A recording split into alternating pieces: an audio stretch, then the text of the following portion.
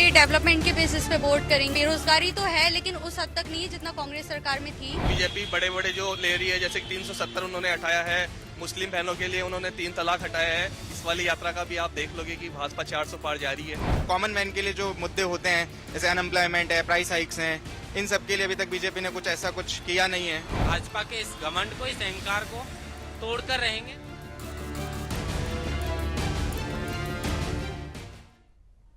नमस्कार, सुदर्शन न्यूज में आपका स्वागत है। मैं हूं आपके साथ दिव्या सिंह और आप देख रहे हैं लोकसभा चुनाव को लेकर हमारा विशेष कार्यक्रम जनता का सांसद।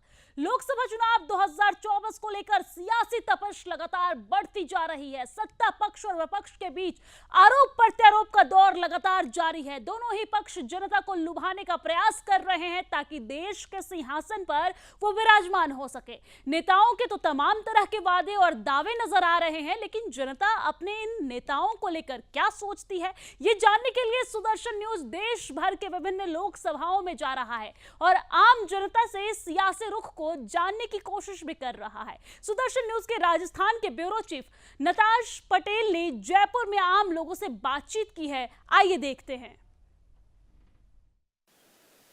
चुनाव एक बार फिर आ चुका है और इसी को लेकर जो नेता है वो एक बार फिर आपसे वोट मांगने के लिए आपके घरों पर आएंगे। लेकिन वोट देने से पहले एक बात का ख्याल जरूर रखिएगा कि आखिर पिछले 5 सालों में ऐसा क्या काम हुआ है और क्या काम वो नेता आश्वासन दे रहे हैं आपको करवाने का, जिसके बदौलत उनको वोट दिया जाए। इसी बारे में हम और अधिक जानकारी के लिए यहाँ पर एक जयपुर का पॉपुलर पार्क है, वहाँ पर आए हुए हैं और वहाँ पे कुछ वरिष्ठ लोग हमारे साथ मौजूद हैं और जिनसे हम जानने की कोशिश करेंगे कि उनके इस बार चुनाव में क्या मुद्दे रहने वाले हैं। जी भाई साहब, आप किस बेसिस पे इस बार लोकसभा में वोट करने वाले हैं? हम तो क्या कि ये नरेंद्र मोदी जी ने बहुत बढ़िया काम किया है। देखो, पूरी चारों सड़कों का जाल बिछा हुआ है, जगह जगह हाईवे बन रहे हैं, जगह जगह पुलिया ब्रिज बना रहे हैं और हर तरह की सुविधाएं दे, गरीबों को मकान दे रहे हैं, 80 करोड़ लोगों को फ्री राशन दे रहे हैं और विदेशों तक हिंदुस्तान की बहुत बड़ी पहचान बनाई मोदी जी। जो अब की बार चाहते हैं कि अब की बार 400 पार आए और 100% आएगा। अभी राहुल जी को वोट दे के क्या करें, क्योंकि उनको भेड़ और बकरी में भी नहीं मालूम है कि भेड़ क्या होती है, बकरी क्या होती है। तो कहीं ना कहीं आपके जो इंफ्रास्ट्रक्चर अच्छा हुआ है वो मुद्दा रहेगा, या फिर उसके अलावा भी आप कुछ और सोचते हैं कि मोदी जी ने कुछ और भी अच्छा किया है? मोदी जी ने स्ट्रक्चर के हर चीज़ में अच्छा किया है। विदेशों में देखो हिंदुस्तान की कितनी बड़ी शान रखी है। जम्मू कश्मीर में 370-35 से हटा के कितना बढ़िया काम किया है। नहीं तो वहाँ पे क्या ना, मुस्लिम लोग अपने राशन खाते थे और अपने ऊपर गोलियां चलाते थे, अपने भाई बंद वहाँ गोलियों के शिकार होते थे और पब्लिक को परवाह नहीं थी। मोदी जी आने के बाद में देखो वहाँ पे कितनी शांति है। वो एक दूसरा स्विट्जरलैंड बनने वाला है जम्मू कश्मीर। और कल जैसे पाकिस्तान के प्रधानमंत्री सबसे पहले रोना धोना जम्मू कश्मीर के ऊपर ही था, तो इतने बड़े बड़े काम को सल्टाया है, तो इससे बड़ा काम क्या कर सकते हैं। मोदी जी तो हर जगह जहाँ कदम रखते हैं ना, वहीं बल्ले बल्ले होती है। जयपुर का हर बंदा पूरा एंजॉय करता है। इनफैक्ट लोग ऐसे भी जो पूरा फागुन का महीना यहाँ आकर हर दिन एंजॉय करना पसंद करता है, क्योंकि यहाँ का फागोत्सव की कोई कंपैरिजन है ही नहीं कहीं से भी। और जो आनंद लेते हैं वो इतना लेते हैं कि वो शायद यहाँ साथ साथ झांकी करके पूरा दिन यहीं पे अपना पूरा दिन व्यतीत करना चाहते हैं। मैम, देखा जाए तो होली भी है, उसके बाद अपकमिंग लोकसभा इलेक्शंस भी हैं, तो उसको आप कैसे देखते हैं? देखो, मैं अपनी इस रिलीजियस थिंकिंग को इलेक्शन से पॉलिटिकली कहीं भी रिलेट नहीं करती। तो आई हैव, हाँ करेंगे, बाकायदा करेंगे। वो उसके लिए कोई बेसिस नहीं है। उसके लिए हमारे दिमाग में जो कैंडिडेट फिक्स है या जो पार्टी हमारे लिए बेस्ट है, हम उन्हीं के लिए जाएंगे। That's it. आपके जो करंटली यहाँ पर सांसद है रामचरण बोहरा, उनसे आपने 5-10 साल हो गए देखा? हाँ, वी आर ओवर सेटिस्फाइड, ऐसा कोई दिक्कत नहीं है। हम उनका पूरा समर्थन हमारा है उनके साथ। आप क्या सोचते हैं कि यहाँ पर आपने होली सेलिब्रेट की, होली इस बार होली के साथ साथ इलेक्शन भी है? Yes sir. तो इस बार त्योहार भी कहीं ना कहीं आप देखो, लोकसभा इलेक्शन आने वाले हैं। हाँ, व्हाट डू यू थिंक कि आप किस बेसिस पे? ऑब्वियसली डेवलपमेंट के बेसिस पे वोट करेंगे। जैसे कि 2024 से मोदी है सेंट्रल पे, तो बहुत सारा डेवलपमेंट हुआ है लोगों को। मतलब बेरोजगारी तो है लेकिन उस हद तक नहीं जितना कांग्रेस सरकार में थी। और उसके अलावा स्टूडेंट्स का भी बहुत हद तक विकास हुआ है। और हमारे हर मतलब जो भी है, जितने भी हैं चाहे लो कैटेगरी के हो, चाहे हाई कैटेगरी के हो, चाहे जनरल हो, SC SC OBC, सभी का डेवलपमेंट हुआ है। तो हम तो यही चाहेंगे कि डेवलपमेंट हो। और मैं आपके स्पेसिफिकली आप कौन से लोकसभा क्षेत्र से हैं? आपके जो सांसद हैं, आपने जो उनका कार्यकाल देखा है, हाँ, इस दौरान आपने क्या ऑब्जर्व किया है? उनका जो टेन्योर था, इज इट सेटिस्फाइंग या फिर आपको कुछ लगता है कि कुछ और काम भी आपके क्षेत्र में होने चाहिए? नहीं, सेटिस्फाइंग तो है, बट क्या है, बेरोजगारी पे उतना ध्यान नहीं दिया जा रहा है, स्टूडेंट्स पे भी उतना ज्यादा ध्यान नहीं दिया जा रहा है। जॉब्स आती है, वैकेंसीज आती है, और जितना भी ये डेवलपमेंट हो रहा है, बट है ना, वो लास्ट तक आते आते खत्म हो जाता है। ओके, आप मुझे फर्स्ट टाइम वोटर लग रहे हैं। हाँ। तो आप मुझे बताइएगा कि ऐसा एक बार हुआ कि आपने आपके सांसद जो है, हाँ। मेंबर ऑफ पार्लियामेंट, उनसे मुलाकात की हो, आपकी कोई समस्या हो, वो लेके गए हो, आपने कहा? नहीं, उस हद तक पहुंचने ही नहीं दिया जाता, उससे पहले ही रोक दिया जाता है। ये बोला जाता है कि डेवलपमेंट हो जाएगा, ऐसा वैसा, आप वहां तक नहीं जाते, मतलब उतने आगे जाने ही नहीं देते हैं वो लोग। किसी की कोई प्रॉब्लम्स भी होती है तो वो MLA तक ही नहीं जा पाता, तो वो वहां तक कैसे जाएगा? क्यों? आपने ऐसा कोई एग्जाम्पल देंगे मुझे, या फिर आपने ऐसा कोई केस देखा होगा कि आपके माँ बाप या फिर आपके खुद आप कोई समस्या लेके गए हो और उसके बाद वहाँ पर ऐसा काम नहीं? बिल्कुल, MLA हमारे एरिया के हैं, रफीक खान, उनके पास हम कई बार गए, मतलब होता है, वो भी सुनते हैं, लेकिन बहुत हद तक, बहुत कम ही सुनते हैं। कभी कभी तो मिलते नहीं है, मिलते भी हैं तो फिर सुनते नहीं, मतलब पर्टिकुलर हर पर्सन की परेशानी नहीं सुनते ना वो लोग, कुछ की सुन लेते हैं, कुछ की सुन के टाल देते हैं, वो उतना नहीं हो पाता है। चलिए आपको एक बार फिर से लिए चलते हैं जयपुर, जहां पर जयपुर में राजस्थान के ब्यूरो चीफ नतांश पटेल ने आम लोगों से लेकर चुनाव को लेकर खास बातचीत की है। आइए देखते हैं। हाँ, ठीक है, तो आपको क्या लगता है कि as a youth what do you see कि क्या यूथ की अभी प्रॉब्लम है जिसको फेस कर रहा है, और क्या हल जो अपकमिंग गवर्नमेंट है उसको निकालना चाहिए? यूथ सबसे ज्यादा तो प्रॉब्लम फेस कर रहा है जॉब में, सबसे ज्यादा पास आउट हो जाते हैं, और सबसे ज्यादा तो जनरल वालों को प्रॉब्लम होती है, जो सीट रिजर्व करके रख देते हैं दूसरी कास्ट के लिए, तो हमें तो कुछ मिलता ही नहीं है कभी भी, चाहे कितनी भी एजुकेटेड इंसान हो, गर्ल्स हो चाहे बॉयज हो, सबसे पहले तो सीट रिजर्व करके रख देते हैं SC SC OBC वालों के लिए, उनको स्कॉलरशिप दी जा रही है, हमें तो कुछ भी नहीं है। जनरल वाले पास आउट हो के बैठे हुए हैं, हर जगह पे पार्शियलिटी चल रही है। ओके, आप इसका सोल्यूशन क्या देखते हैं?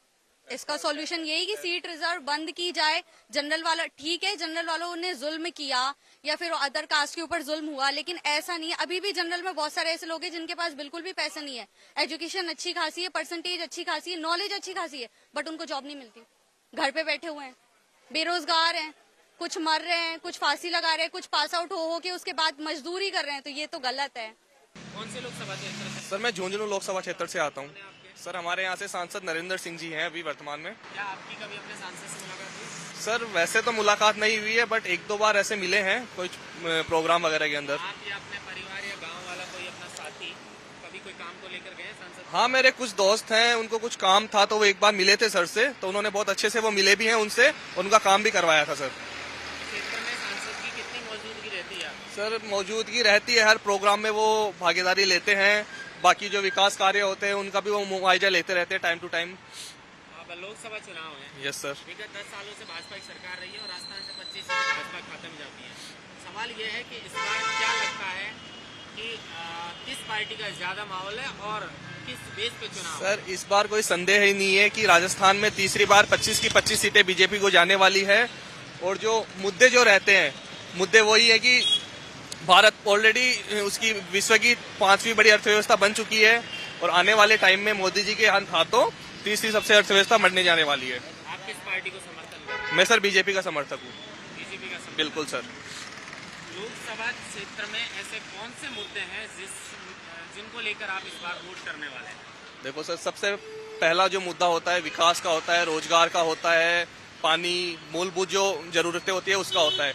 उसके अलावा भी देश में और बहुत से मुद्दे होते हैं, जैसे कि अभी बीजेपी बड़े बड़े जो ले रही है, जैसे कि 370 उन्होंने हटाया है, मुस्लिम बहनों के लिए उन्होंने 3 तलाक हटाया है, तो ऐसे बहुत से और भी जो कानून है जो मोदी सरकार ला रही है और आगे भी लाती रहेगी। भाजपा एक तरफ है, बाकी पार्टियां गठबंधन करके एक साथ चुनाव लड़ रही है, कहीं ऐसा तो नहीं कि गठबंधन करके भाजपा को पीछे छोड़? सर गठबंधन कर तो रही है, बट धीरे धीरे जैसे जैसे चुनाव पास में आ रहा है गठबंधन धीरे धीरे टूटते जा रहे हैं।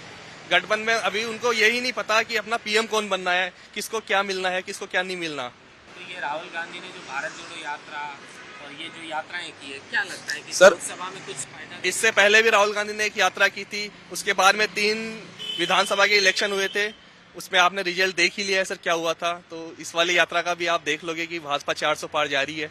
अगर लोकसभा चुनाव के अंदर सचिन पायलट की कुछ भूमिका कांग्रेस को सचिन पायलट को जो जिम्मेदारी देती है और उनके अकॉर्डिंग अगर चुनाव राजस्थान में लड़ा जाता है, तो आपको क्या लगता है कि अगर पायलट एक युवा चेहरा है तो कुछ सीटों का फायदा कांग्रेस को हो सकता है अगर ढंग से चुनाव लड़ा जाए? सर अगर ढंग से चुनाव लड़ा गया तो सीटों का तो फायदा नहीं होगा, पर हाँ कुछ वोट प्रतिशत है उस पर कुछ चेंजेज हो सकते हैं। सीटों का फायदा नहीं सर। क्या नाम है आपका? Saurabh Jahangir sir. Thank you sir. कौन से लोकसभा क्षेत्र मैं जयपुर लोकसभा क्षेत्र से आता हूँ। कौन है सांसद आप?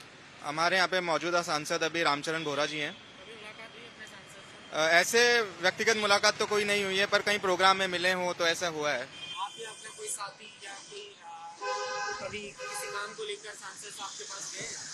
हाँ, काम लेके गए हैं, एरिया के जो काम होते हैं कि जो उनको लेके गए हैं और वो उनका करा है, निवारण करा है पूरा। कितने समय आपके लोकसभा क्षेत्र में दिखते हैं आपके सांसद? जब भी कोई डेवलपमेंट के कोई काम चल रहे होते हैं, तो प्रोजेक्ट चल रहे होते हैं, उनमें वो आते हैं। कोई प्रोग्राम होते हैं तो उनमें वो आते हैं, बिल्कुल आते हैं। कोई इशू हो जाता है तो वो बिल्कुल आते हैं, वहाँ पे हमेशा आते हैं। विगत 10 वर्षों से भाजपा को 25-25 सीटें दी है राजस्थान में। अब इस बार फिर लोकसभा चुनाव, क्या लगता है किस बेस पर चुनाव होने वाले हैं इस बार? एम्प्लॉयमेंट एक बीजेपी का जो सबसे बड़ा एक टॉपिक था, राम मंदिर वो उनने करवा दिया है, सीए था वो दे दिया है, कश्मीर से 370 हटाना, ये सब हैं तो वो बीजेपी ने कर दिया है। पर जो मेन जो एक कॉमन मैन के लिए जो मुद्दे होते हैं, जैसे अनएम्प्लॉयमेंट है, प्राइस हाइक्स हैं, इन सब के लिए अभी तक बीजेपी ने कुछ ऐसा कुछ किया नहीं है, तो वो मुद्दे हो सकते हैं। कौन सी पार्टी ज्यादा मजबूत दिखाई दे रही है लोकसभा में? मजबूत पार्टी तो ऑब्वियसली बीजेपी ही है, और कोई तो है नहीं अभी, तो वो तो वन साइडेड वाला है अभी तो बिल्कुल। आपके सांसद का कामकाज कैसा रहा विगत 5 साल? हमारे सांसद का कामकाज अच्छा रहा। जो भी प्रोजेक्ट्स उन्हें स्टार्ट किए थे डेवलपमेंट के, जैसे कि बहुत से प्रोजेक्ट हैं वो अच्छे हुए हैं, तो इट वाज गुड। क्या मुद्दे रहने वाले इस बार लोकसभा क्षेत्र के आपके जिन पर आप वोट डालेंगे? बेसिक प्रॉब्लम्स हैं, जैसे एजुकेशन हो गई है, ट्रैफिक जैम की बहुत प्रॉब्लम है जयपुर में, तो ये सब अगर इसको सॉर्ट आउट हुए तो बहुत अच्छी बात है। मेरा नाम डॉक्टर प्रशम है। Thank you. मैं जयपुर जिले से अलग हुए दौसा जिला, दौसा लोकसभा क्षेत्र से आता हूँ। आपका मौजूदा सांसद कौन है? जसकौर मीणा है हमारी मौजूदा सांसद। क्या आप कभी उनसे मिले हो या कोई शिकायत सुनवाई लेके आप गए हो? पर्सनली कभी मिला नहीं, कोई प्रोग्राम वगैरह होते हैं तो उनमें देखते रहते हैं, पर पर्सनल कभी उनसे मुलाकात नहीं हुई। आप अपने सांसद को लोकसभा क्षेत्र में कितने टाइम से देखते हैं? सांसद तो चुनाव के टाइम ही दिखते हैं, बाद में नेता दिखते कहाँ हैं।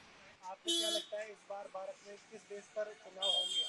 देखिए, जिस तरीके का माहौल भारतीय जनता पार्टी ने क्रिएट कर रखा है उस तरीके से, और जो लोगों में चर्चा है, तो एक माहौल भारतीय जनता पार्टी ने बना रखा है। विगत 10 वर्षों से जैसे हम देख रहे हैं कि भाजपा की सरकार है, 25 की 25 सीटें राजस्थान से जो है लोकसभा की वो भाजपा के खाते में जाती हैं।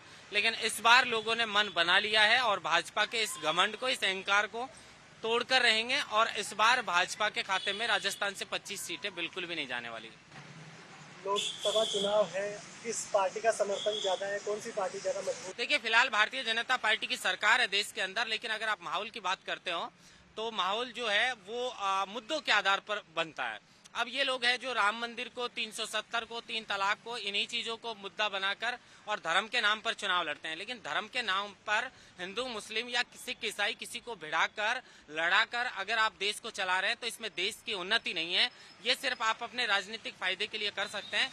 लेकिन बड़ा जो मुद्दा है वो ये है कि देश के अंदर कितने आपने रोजगार दिए हैं लोगों को, कितना आप जैसे कहते हैं कि किसानों की आमदनी दुगनी की आप बात करते हैं। आप किसानों से जाकर एक बार उनके हालचाल पूछे तो आपको पता चलेगा कि किसानों की आमदनी आपने दुगनी की है या जो पहले आमदनी थी वो भी खत्म हो चुकी है। ये जब आप किसानों के बीच में जाएंगे तो आपको पता चलेगा कि किसानों की आमदनी दुगनी हुई है या पहले से स्थिति खराब हो चुकी है।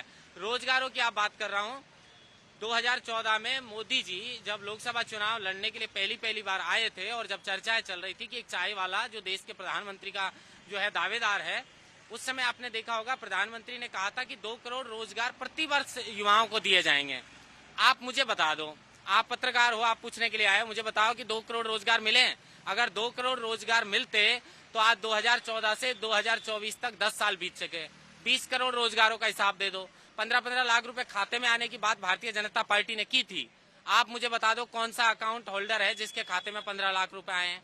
और अग्निवीर स्कीम, आपको पता है कि देश में जो गांव के तबके के लोग हैं वो आर्मी में जाना सबसे ज्यादा पसंद करते हैं, लेकिन अब उनका उससे भरोसा उठ चुका है और ये देश की सुरक्षा से भी एक तरीके का खिलवाड़ है कि इन्होंने जो है वो अग्निवीर वैकेंसी, जो अग्निवीर भर्ती लाए हैं, उसमें 4 साल के लिए आप किसी को फौजी बनाते हैं, 4 साल में आप 10-12 लाख रुपए देके उसको रिटायरमेंट कर देते हैं, कोई उसकी पेंशन नहीं है। बाद में वो अपने परिवार का कैसे पालन पोषण करेगा? ये भाजपा सरकार है। भाजपा ने तो राजस्थान के अंदर मंत्री, आपने देखा होगा सुरेंद्र पाल सिंह टीटी, इन्होंने मंत्री अग्निवीर बना डाले, इधर मंत्री को शपथ दिलाई, उधर मंत्री जी जो है वो आउट हो गए। कुल मिला के, और जो राजस्थान में अभी हमारी सरकार बनी है, भजनलाल शर्मा जी की तो कोई चर्चा भी नहीं थी, उन्हें मुख्यमंत्री बना दिया। अब वो एक ऐसी रबड़ स्टैंप के रूप में बनाया गया है कि काम सारा दिल्ली से हो रहा है, नाम मात्र के मुख्यमंत्री बनाए गए। तो राजस्थान की जनता ने मन बना लिया है कि ना हमें मोदी चाहिए, ना हमें योगी चाहिए, हमें वो सरकार चाहिए, चाहे वो सरकार भाजपा की हो, चाहे कांग्रेस की हो, या किसी अन्य पार्टी की, जो हमें रोजगार देगा, जो किसानों के बारे में सोचेगा, जो गरीबों के बारे में सोचेगा, जो मजदूरों के बारे में सोचेगा, उस पार्टी को हम वोट देंगे। और राजस्थान की जनता ने मानस बना लिया कि जो युवाओं के साथ, जो बेरोजगारों के साथ और जो किसानों के साथ जो पार्टी है, आपने देखा होगा 3 काले कानून सरकार ने थोप दिए थे, उसके बाद काफी दिन बाद जाकर इनका अहंकार टूटा था, कई लोगों की मौत हुई थी, कई लोग शहीद हुए उस किसान कानून वापस लिए। तो ये सरकार ना तो युवाओं के साथ है, ना किसानों के साथ है, ना गरीब और मजदूर तबके के लोगों के साथ है। तो राजस्थान की जनता ने इस बार मन बना लिया है कि भारतीय जनता पार्टी या कांग्रेस या कोई और पार्टी, कोई भी हो, जो आकर हमसे रोजगार की और गरीबों को जो है वो रोजगार देने की, युवाओं को रोजगार देने की और किसानों की आय बढ़ाने की और किसानों को जो है वो डेवलप करने की जो पार्टी सोचेगी, उस पार्टी को वोट करेंगे। आपके सांसद का कार्यकाल कैसा रहा? हमारी सांसद चुनाव के समय क्षेत्र में आई थी, उसके बाद हमने सांसद का चेहरा ही नहीं देखा, वो रहती कहाँ है, आती कब है और करती क्या है। आपके क्षेत्र में विकास को लेकर अब क्या मुद्दे रहने चाहिए? देखिए, विकास को लेकर सीधी सी मुद्दे यही है कि मैं पूर्वी राजस्थान के दौसा जिले से बिलोंग करता हूं और दौसा जिले में सबसे ज्यादा समस्या अगर आपको कहीं नजर आएगी तो वो पीने के लिए पानी की आएगी, युवाओं के रोजगार की आएगी और बढ़ती हुई महंगाई भी एक बड़ा मुद्दा है। आपने देखा होगा 2014 में और 2019 में जब लोकसभा चुनाव थे, 19 में थोड़ा कम असर देखने को मिला था, लेकिन जब 2014 में लोकसभा चुनाव थे तो स्मृति ईरानी सिलेंडर को सिर पे रखकर घूम रही थी, जबकि उस टाइम सिलेंडर की कीमत मात्र 400-450 रुपए थी। मैं पूछना चाहता हूं, अब स्मृति ईरानी जी दिखाई क्यों नहीं देती, कहाँ गायब हो गई? सिलेंडर 1000 रुपए का हो गया, आम आदमी जो है वो सिलेंडर भरवा नहीं सकता। अब वो बीजेपी सरकार और बीजेपी के नेता जो सिलेंडरों को सिर पर रखकर घूम रहे थे, वो नेता कहाँ जा चुके हैं? तो ये महंगाई हुई, सड़क हुई, रोजगार हुए और पानी, ये बड़े जो है मेजर प्रॉब्लम है हमारे पूर्वी राजस्थान की। जो पार्टी इसको पूरा करने का वायदा करेगी, हम उसी पार्टी को वोट करेंगे। आपका नाम क्या है? मेरा नाम महेंद्र बासरोटा है। आपसे भी प्रतिक्रिया लेना चाहूंगा कि आप इस किस बेसिस पे इस बार वोट करने वाले? भाई महंगाई, बेरोजगारी बढ़ती जा रही है और भ्रष्टाचार बढ़ ही रहा है, कम नहीं हो रहा है। आपको भ्रष्टाचार के कौन से ऐसे, आप पिछले जो मोदी सरकार रही है पिछले 10 सालों में, तो कौन से ऐसे मुद्दे हैं जो आपको लगता है कि यहाँ पर भ्रष्टाचार हुआ है? अब भैया इतना तो मेरे को जान नहीं, पर अखबार पढ़ते रहते हैं तो उससे मालूम पड़ता है। बेरोजगारी बढ़ रही है, महंगाई बढ़ रही है, इस पर कोई अंकुश नहीं है किसी भी सरकार का। बेरोजगारी बढ़ रही है तो आपको क्या लगता है कौन से सेक्टर में ज्यादा एम्प्लॉयमेंट या फिर ज्यादा रोजगार पैदा करने की जरूरत है अभी? तो सरकार जाने यार, मैं कोई वो थोड़ी हूँ। आपका एक जनरल जो रिएक्शन है, कुछ नहीं है, बस महंगाई, इस पर बेरोजगारी। तो इस बार अगर आप वोट करते हैं तो आपके माइंड में क्या ऐसी मुद्दे रहेंगे कि हमको इस बेसिस पे वोट करना है? अब वो तो उस समय देखेंगे, अभी तो कोई डिसाइड नहीं किया। अभी आपके कोई डिसाइडेड नहीं है कि आपको किसको वोट करना है? कुछ और लोग हैं हमारे साथ, उनसे हम जानने की कोशिश करेंगे कि उनके क्या मुद्दे रहते हैं इस बार। जी भाई साहब, आपका नाम? ये मेरा नाम भगवान सा है। और इस बार आप वोटिंग करने वाले, लोकसभा चुनाव आ गए हैं, क्या मुद्दे रहने वाले आप? मुद्दा तो बेरोजगारी है, मुख्य तो ये है कितने बेरोजगार पड़े हैं, पढ़े लिखे, और कितने IITs पढ़े हैं जिनको चपरासी तक नहीं लेते हैं काम के लिए। आपको लगता है कि स्किल जो है इंडियंस के पास है, IITians हैं बहुत सारे जो अभी भी अनएम्प्लॉयड हैं, तो उस बेसिस पे इस बार आप वोट करेंगे? उस बेसिस मैं क्या कर सकता हूँ, तो बेरोजगार है, उनसे पूछे इस बात को। पर क्यों बेरोजगारी है? कोई वैकेंसी निकल नहीं रही है। अब जो निकलती है, जो हाई लेवल की निकलती है, जो ना तो उसमें कुछ होता है ना। आपने अभी बोला कि बहुत सारे IITians हैं जो बहुत ज़्यादा स्किल्ड हैं और हाई लेवल की निकल रही है, तो फिर वो तो कैपेबल है ना अप्लाई करने के लिए वहाँ पे। अब कैपेबल का तो हमें क्या पता, अब कौन है कौन नहीं, लेकिन उसमें ऐसे लोग जाते हैं जो जिनका उनको दबाव हो या राजनीतिक दबाव हो, उनके लेते हैं अधिकतर। तो कहीं ना कहीं ये बोल रहे हैं कि जो रिक्रूटमेंट हो रहा है, जो भर्तियां निकल रही है, उसका जिसका चयन हो रहा है, वो कहीं ना कहीं मेल जोल की वजह से हो रहा है, ऐसा इनका मानना है। जी भाई साहब, आपसे मैं जानने की कोशिश जी जी बहुत सारे लोग यहाँ पर मौजूद हैं जो अपनी प्रतिक्रिया देना चाहेंगे। जी भाई साहब, आपकी क्या रिएक्शन रहेगा? आप वोट तो करेंगे ना भाई साहब इस बार? तो वोटिंग मतलब आप क्या मुद्दा है, एक मुद्दा बता दीजिए मुझे कि इस बेसिस पे मैं इस बार वोट करूंगा। ईवीएम से वोट नहीं हो, मैं कुछ नहीं बताऊँ। ओके, तो यहाँ पर कुछ लोग ओपिनियन शेयर कर रहे हैं और वहीं कई लोग बचते हुए नजर आ रहे हैं। कैमरा पर्सन ऋषभ के साथ जयपुर से सुदर्शन न्यूज के लिए नतांश पटेल। और इस खास पेशकश में फिलहाल के लिए इतना ही। मुझे दीजिए इजाजत। जय हिंद। बेरोजगारी तो है लेकिन उस हद तक नहीं है जितना कांग्रेस सरकार में थी। बीजेपी बड़े बड़े जो ले रही है, जैसे कि 370 उन्होंने हटाया है, मुस्लिम बहनों के लिए उन्होंने 3 तलाक हटाया है। इस वाली यात्रा का भी आप देख लोगे कि भाजपा 400 पार जा रही है। कॉमन मैन के लिए जो मुद्दे होते हैं, जैसे अनएम्प्लॉयमेंट है, प्राइस हाइक्स हैं, इन सब के लिए अभी तक बीजेपी ने कुछ ऐसा कुछ किया नहीं है। भाजपा के इस घमंड को, इस अहंकार को तोड़कर रहेंगे।